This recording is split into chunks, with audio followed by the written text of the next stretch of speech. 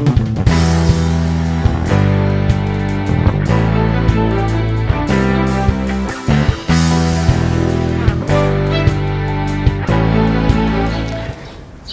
jemaat yang dikasih Tuhan, apa kabarnya hari ini? Tetap sehat ya, dan saya percaya bahwa kasih Tuhan selalu ada di dalam setiap hidup kita semua. Nah, hari ini Ibu Bapak yang dikasih Tuhan, dalam menghadapi segala situasi seperti yang kita hadapi hari-hari ini, mari kita memiliki iman yang tetap percaya kepada Tuhan. Salah satunya adalah begini, bahwa kalau hari ini kita bisa kuat, kita tetap bisa menjalani hidup dengan baik karena kita yakin Tuhan memelihara hidup kita semua. Nah, Ibu Bapak, saya mau akan sampaikan apa yang Tuhan sudah nyatakan di dalam hidup saya, bahwa dengan berbagai cara, dalam berbagai situasi, Tuhan bisa pakai untuk memelihara hidup saya dan hidup saudara, termasuk dalam kondisi seperti ini. Karena di dalam Ulangan 31 ayat yang ke-6, ini diberikan kepada Yosua, tapi saya percaya berlaku juga bagi kita semua. Dikatakan, kuatkan dan teguhkanlah hatimu, janganlah takut dan jangan gemetar. Karena mereka, sebab Tuhan Allahmu dialah yang berjalan menyertai engkau, Ia tidak akan membiarkan engkau dan tidak akan meninggalkan engkau. Ayat ini berbicara tentang pemeliharaan Tuhan. Tapi yang jadi masalah adalah begini, ayat ini atau pemeliharaan Tuhan akan berlaku bagi orang-orang yang menggenapi janjinya kepada Tuhan juga. Jadi kalau perjanjian itu tidak boleh sebelah tangan, itu harus dua. Kalau Tuhan berjanji menyertai, maka ada hal yang harus kita kerjakan untuk menyambut, menerima, dan melakukan janji Tuhan di dalam hidup kita. Nah, saya akan sampaikan yang pertama saja, bagian kita. Karena bagian Tuhan itu pasti jelas. Bagian kita dikatakan kuatkan dan teguhkan hati kita, supaya kita berdiri sebagai pribadi yang tidak takut, pribadi yang tidak penuh dengan kegentaran. Di dalam Yosua 1 ayat 9, firman Tuhan berkata, bukankah telah kuperintahkan kepadamu, kuatkan dan teguhkan hatimu. Janganlah kecut dan tawar hati, sebab Tuhan Allahmu menyertai engkau kemanapun engkau pergi. Jadi kita akan sampaikan hari ini atau renungkan bagian kita sebagai pribadi yang menerima janji Tuhan di dalam pemeliharaannya. Nah, yang pertama, untuk kita kuat dan untuk kita memiliki keteguhan hati, saudara, kita harus memiliki yang namanya ketetapan hati. Ketetapan hati itu berbicara gini, kita punya keyakinan di dalam mengikut Tuhan. Kita punya iman percaya di dalam berbagai kondisi untuk mempercayai Tuhan. Kita pun akan serius di dalam mengikut Tuhan, sehingga kita tidak neko-neko dalam jalan hidup ini.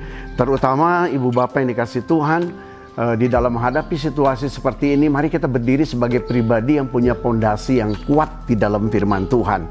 Nah, ketika kita punya ketetapan hati, kita akan memiliki sifat yang gigih di dalam menghadapi segala situasi ini.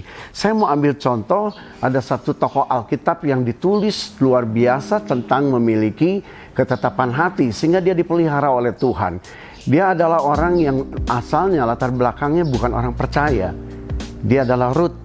Saudara, Alkitab menceritakan dan mencatat Rut begitu luar biasa. Kenapa? Karena dia punya ketetapan hati untuk mengikut Naomi mertuanya dalam kondisi yang sebetulnya tidak mungkin untuk dia ikuti. Tapi dia punya iman luar biasa. Waktu Naomi bilang pulang ke bangsamu supaya dia punya kehidupan baru dengan pasangan hidup yang baru. Tapi Rut berkata, bangsamu adalah bangsaku, Tuhanmu adalah Tuhanku. Nah, saya melihat gini, ketika Rut memiliki ketetapan untuk mempercayai janji Tuhan di dalam hidup dia dan keluarganya, maka ketetapan ini menghasilkan sebuah keputusan yang betul-betul tepat di saat yang kritis.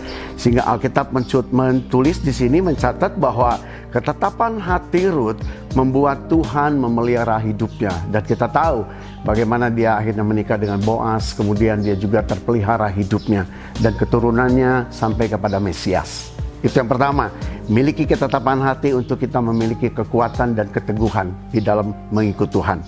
Nah, Ibu Bapak, yang kedua, mari kita memiliki ketaatan pada firman Tuhan. Ini pun perlu. Taat kepada firman Tuhan akan membuat kita tunduk kepada aturan mainnya Tuhan. Ya, kalau kita tidak pernah taat kepada firman Tuhan, kita tidak akan tunduk. Kita akan semena-mena jalani hidup ini. Nah, ketika kita tunduk kepada firman Tuhan, saya percaya bahwa itu akan menghasilkan sebuah kepatuhan di dalam hidup kita. ada kesetiaan, dan hidup kita akan hidup saleh di hadapan Tuhan. Saudara yang dikasihi Tuhan, percayalah bahwa setiap firman yang kita hidupi itu tidak akan pernah membahayakan hidup saudara dan saya. Justru firman Tuhan akan menjaga hidupmu untuk tetap berjalan di dalam rencana Tuhan. Ya, dan itu akan menghasilkan ketaatan. Dan ketaatan dinilai oleh firman Tuhan adalah berbicara bahwa saudara sedang mengasihi Tuhan, taat dalam segala hal. Maka kasih saudara kepada Tuhan itu boleh dinyatakan. Di dalam Yohanes 14 ayat 15 dikatakan begini, "Jikalau kamu mengasihi aku, kamu akan menuruti segala perintahku." Jadi artinya kalau kita tunduk taat kepada firman Tuhan, itu kita mengasihi Dia. Dan Alkitab katakan waktu kita tunduk, saudara akan punya kemampuan untuk melakukan segala perintah Tuhan. Nah, belajar kepada apa yang Yesus katakan juga, barang siapa memegang perintahku dan melakukannya, dialah yang mengasihi aku. Dan barang siapa mengasihi aku, ia akan dikasihi oleh Bapa-Ku. Dan aku pun akan mengasihi dia dan akan menyatakan diriku kepadanya. Jadi berapa banyak kita merasakan kehadiran Tuhan, berapa banyak kita merasakan Tuhan hadir dalam hidup kita sebagai tanda Dia mengasihi kita, itu pun harus kita responi dengan belajar mengasihi pribadi Tuhan. Dan saya percaya ketaatan kita kepada firman Tuhan membuat hidup saudara akan terjaga dengan baik. Yang terakhir, yang ketiga, Ibu Bapak, mari kita memiliki kekuatan dari Tuhan sendiri. Saudara, hari ini kalau kita renungkan, sebetulnya kita manusia itu tidak punya daya apapun untuk jalani hidup. Kita hari ini bisa melewati berbagai masalah dan kondisi, percayalah karena ada kekuatan Tuhan, ada kuasa Tuhan yang menjaga hidup saudara dan saya.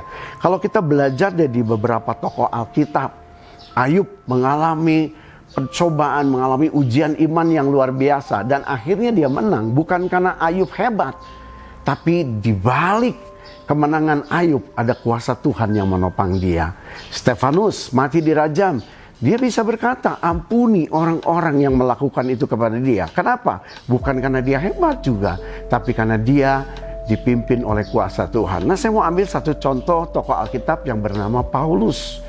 Ibu Bapak, Alkitab tulis gini, sejak Paulus mengalami perjumpaan pribadi dengan Tuhan, kemudian dia hidup di dalam pertobatan, maka yang dia kerjakan adalah bagaimana melalui hidupnya mengajarkan dan menceritakan tentang kebaikan Tuhan, tentang keselamatan. Nah, untuk itu Bapak, mari kita belajar begini. Alkitab tulis bukan berarti setelah mengalami perjumpaan pribadi dengan Tuhan, kemudian Paulus enak jalani hidup. Enggak, Alkitab tulis dia dihadang oleh berbagai macam persoalan, ya naik kapal karam, dikejar-kejar orang untuk dibunuh, dipenjara, dan mengalami berbagai dera di dalam hidup dia.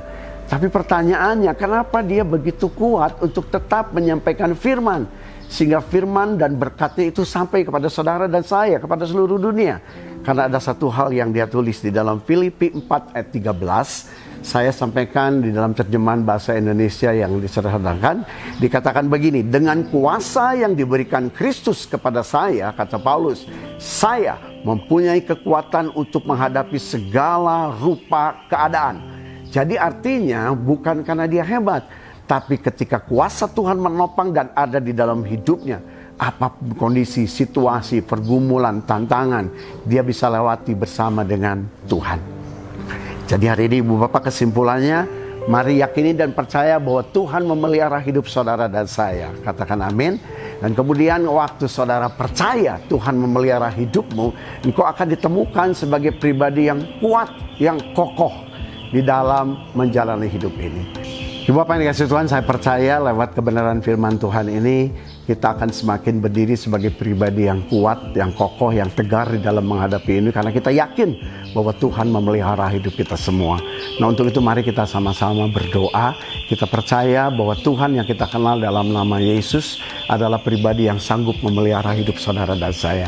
Mari kita doa. Bapa yang baik, terima kasih untuk anugerah-Mu yang begitu besar atas setiap hidup kami, orang-orang percaya. Kami yakin dan kami percaya sampai detik hari ini kami dipelihara oleh Tuhan, dijagai, dilindungi oleh Tuhan. Dan janji Tuhan itu pasti ya dan amin terjadi di dalam setiap hidup kami. Tuhan akan menyertai, Tuhan tidak membiarkan kami berjalan sendiri, Tuhan tidak pernah tinggalkan setiap hidup kami. Tapi yang Tuhan minta, kami harus berdiri sebagai pribadi yang meresponi janji Tuhan, yaitu berdirilah sebagai pribadi yang kokoh, kuat, dan tegar menghadapi hidup ini. Untuk tambah berdoa, Tuhan berkati seluruh jemaat-Mu, berkati orang-orang percaya, supaya mereka pun mengalami pertumbuhan iman yang semakin hari semakin dekat kepada Tuhan. Dan berdoa untuk setiap keluarga demi keluarga hari ini, tetap ada di dalam perlindungan Tuhan, tetap ada di dalam kebaikan Tuhan, tetap menikmati anugerah-Nya. Karena kami percaya dan kami serahkan seluruh hidup kami hanya di dalam nama Tuhan Yesus, Allah yang memelihara dan melindungi setiap hidup kami. Dalam nama Yesus. Amin. Makasih Bapak yang dikasih Tuhan. Selamat pagi, Tuhan Yesus memberkati.